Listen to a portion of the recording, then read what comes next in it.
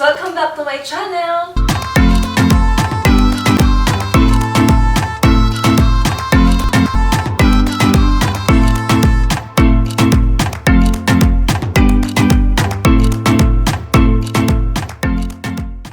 For today's video, I will share with you one of the easiest dish na pwede nating i-prepare, mga mommies, nanay, and mama out there. Hello po sa inyong lahat!